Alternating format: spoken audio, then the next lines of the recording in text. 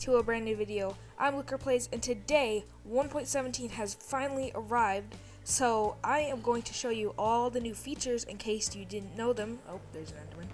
In case you didn't know what they were, so let's get started.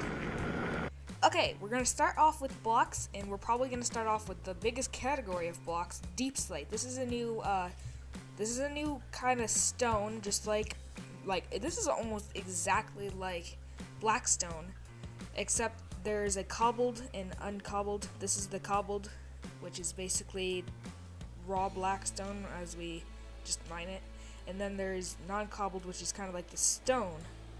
You know how stone, yeah. So it does cobble like stone. There's traits similar to stone and blackstone, I guess. It's like stone and blackstone mixed, kind of. There's also a polished version with walls, stairs, and slabs. A tiled version, which blackstone does not have, neither does stone, that has stairs, slabs, and walls. And then there's the brick version, just like blackstone, with stairs, slabs, and walls. And then there's a cracked tiled, a cracked brick, and the chiseled. The chiseled is like, I think people speculate that it's the warden on there, but I'm not entirely sure. Next up, we have three new other stone types. These don't have any other kind of variants, it's just these. This is actually polished basalt. You get this from, I think, smelting basalt. So yeah, it's just a new variant of basalt. Then there's calcite and tuff. Yeah, they're just other things. These two actually spawn naturally, but we'll get to that later. These all spawn naturally, but these spawn in a structure. This spawns kind of like diorite, andesite, and granite. It's just like that, except it doesn't have any other variants. It's just these ones. Next up, we have raw ore blocks, and these basically, well, I'll get to the item description later, but basically, when you mine these three ores, gold, copper, and iron, which copper we'll get to in a sec, more about that, but when you mine the ores now, they don't drop the ores themselves, they drop a raw item, and then you can smelt that raw item. And this is different because it allows us to use fortune on these three ores. And these are just the block variant, which is a new cool addition to that feature, so yeah. Next up, again on the ore topic, every single ore, overworld ore, got a change in texture. This is to help colorblind people, and yeah. I think they look nice too, especially the diamond. The diamond might not look changed, but it's definitely changed. And then there's also deep slate variants if they spawn in deep slate. By the way, I forgot to mention deep slate does spawn in the world in clumps near Y0 and stuff. So if ores spawn in those clumps, they have this variant. And then there's copper. Copper is a new ore item thing. And there's regular and deep slate variants. Next up, we got tinted glass. Now, this is a special kind of glass crafted with something we'll talk about later. And it basically blocks out light from seeping into the nearby area. So as you can see, it's really bright in that thing, but not really bright right here. Normally, it would be like that, but it's not. So now it's really bright, and yeah. Moving on. Next up, we have copper blocks. Now, copper is interesting because it actually oxidizes over time. So as you can see, there's normal, then there's, yeah, it goes down the list. You can actually stop this process using wax. These are actually all waxed currently, so they didn't change during the showcase. It does not change the texture at all, but it just keeps it from turning into another stage. You wax it using, well, wax. Previously, wax didn't really have a use, so now it does. And you can actually unwax it using an axe. Another cool feature about the axe on copper is it can unoxidize back to this stage. So you can actually, like if it's here, you can use an axe and it could go down to here again. And then there's also a cut variant, which has stairs and slabs. It's basically the same exact story. And then there's this bad boy, the lightning rod. Now, the lightning rod attracts lightning to itself during a thunderstorm in a certain radius. It'll just bring lightning to here. And that can be helpful because actually lightning strike, if a lightning strikes oxidized copper, it will actually revert the process. So, yeah, like that. And also, if a lightning rod gets struck by lightning, it will actually send out a redstone signal, which can be useful to set off all sorts of stuff. Okay, here we have a very cool feature. This is dripstone. Now currently this does spawn naturally, just in little clumps, kind of like the deep slate. Normally just in caves, so you would actually get the drippy kind. But there's pointed dripstone, which can be placed on the floor, ceiling. And then there's the dripstone blocks, and yeah, you can just make them, they can actually connect to make columns, as you can see this, and then they stack, and all sorts of stuff. Another cool feature is that if you have water, and then a block, and then the pointed dripstone, any length of pointed dripstone, it could actually fill up a cauldron. And then, as that creeper just demonstrated, if you fall onto pointed dripstone, you actually get hurt.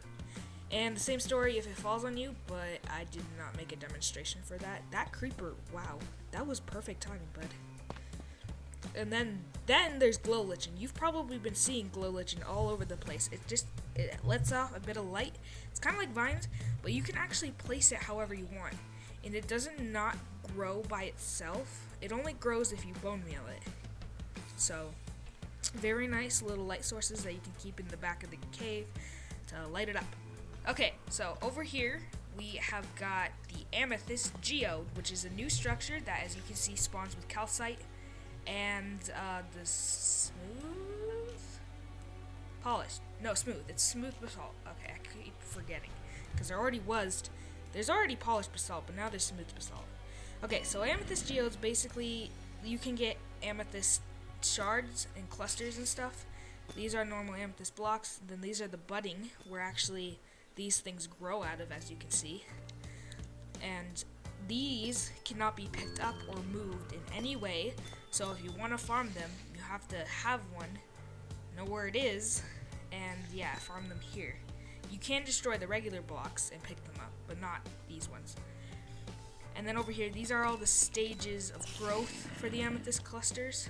And then next up, we have this beautiful area, which is my interpretation of a lush cave. Lush caves are going to be a biome, but they aren't out yet. They'll be in 1.18, which is basically the caves and cliffs biomes and stuff. But we do have the blocks, so let me show you them. This is moss, which is basically how you get most of this stuff, by bone mealing this block, which is found in shipwrecks. This is moss carpet. This is big drip leaf. This is small drip leaf. And cool thing about drip leaves, big drip leaves, is they fall over if you stand on them too long. So parkour? Anyone? Yep, definitely parkour. And also another thing that will probably spawn in lush caves is rooted dirt. Rooted dirt's actually on the ceiling. I'm not sure if you can see it or not. There it is. And the other things that are hanging from the ceiling is these rooted, oh no, these aren't rooted. These are just roots. These are just hanging roots. And you can also see them on the ceiling. Another hanging thing that has been emitting all these particles around here, actually, is the spore blossom. There's a bunch up there, and they are the ones that are putting all the particles in the air, making it really nice. And then the last hanging thing that will spawn in the lush caves is the glowberries and the glowberry vines. Now, glowberries is actually a food source and a light source, and these are climbable. So they're like a triple purpose thing. They're awesome, and they have been illuminating these caves in my showcase area the entire time, along with glow lichen. Next up, I didn't have space in the lush cave, so I had to make this tunnel. But next up we have azalea bushes. These are pretty self-explanatory. They're just bushes, kind of. These flowering ones actually kind of act as saplings, because if you bone meal them, you can get an azalea tree, which is made out of oak logs, and these two new leaves. These leaves actually look really nice with this deep slate. Like, ugh. Next up, we get into the cold caves, where this is not a biome. This is my just interpretation for showcase. This is snowier snow, aka powdered snow. Yeah, you get this by filling a cauldron with snow during a snowstorm. and it basically acts like a trap block because you actually can fall through it, and if you get inside it for too long, you will start to freeze, and in survival mode, you'll actually get blue hearts and actually take damage. But there is a way to prevent this. If you wear any piece of leather armor, it will actually prevent the cold. As you can see, you're still stuck.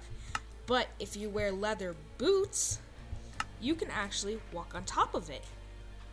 Pretty nice, huh? Okay, we are finally done with all the blocks and we're moving into items. We gotta go quick because the video is getting really long. This is Amethyst Shard, which you get from Amethyst clusters, which is also used to make tinted glass, and also used to make this bad puppy, the spyglass. You might have been seeing me use this on and off to zoom in to stuff. And also, spyglasses are crafted with copper ingots, and these are basically used to craft every copper related thing: lightning rods, copper blocks, spyglass. Next up, we have the raw copper, or the raw ore chunk things. Nice textures. I explained what they were earlier. Over here we have powdered snow and bucket, which is how you place and pick up powdered snow in survival mode, basically. Then we have a bucket of axolotl, which is basically a bucket of fish before the axolotl. And we'll get into the axolotl a little bit later. And then these are all the spawn eggs for the new mobs: goat, axolotl, glow squid. Glow squid actually drop a new item, glow ink sac. And glow ink sacs can be used to craft glow item frames, which is the item frames that I've been using this whole time. And the glow item frames, you can see them really bright and dark. They don't actually emit any light levels, but you can see them really well. And they can also be used to glow up some signs. So this, as you can see, this sign is glowing. This sign is unfortunately not glowing. And if you didn't know, you can actually dye signs with dyes. Dye the text on signs with dyes. Alright, last but not least, we have the mobs. Now, I'm not going to explain too depth of what why do I have goat? Ah, there we go. Okay, so axolotl. They come in a bunch of different colors. Wow, I got really lucky. There is a really rare one that I'm not going to take the time to get, but it's blue, basically, so just a blue axolotl. I have no idea why they're not moving. They normally move. This is weird. Maybe I don't have a big enough space. But, yeah, basically these puppies, if you pick them up, if you pick them up and you put them down, they'll be your friends forever. And they will fight for you in the water and stuff. As you can see, that one was just regenning, because if they take too much damage, they will play dead, and they will actually regenerate health, which is also really cool. Alright, next up we have the glow squid, which actually we'll see these axolotls attack. That's really loud noises. But basically it's just a squid, and it's glowy, and it drops the glow insects. That's about the purpose of the glow squid. Alright, moving swiftly on, actually this is the last feature, is the goats. Now the goats are, pretty self-explanatory. They can actually jump really high, they'll spawn in mountains, and every once in a while there will be a screaming goat that will actually attack zombies. Well, not zombies, they'll attack any mob except goats and shulker boxes. So, I'm not going to wait to catch it on camera, but trust me, they will ram into mobs. I've seen it in Bedrock Edition. And with that, I guess that concludes our video. I hope you enjoyed, and I hope you learned something about the caves and cliffs today, because that was my intention on doing this. And there will be another follow TNT, building TNT. Oh, you just saw a goat jump. Oh, there's a bunch of goat jumping. Yeah, there will be a follow-up building TNT video if you saw my cave building TNT video. Building TNT stands for building chips and tricks. But there will be a new video coming out soon. I just wanted to do this one before that. This is not a building TNT video. This is just showcase. Oh, I think one rammed. Yeah, they're doing stuff. But with that, I hope you enjoyed. If you did, please sure to leave a like. And if you like my content, then make sure to subscribe so you never miss out on a new video. Bye!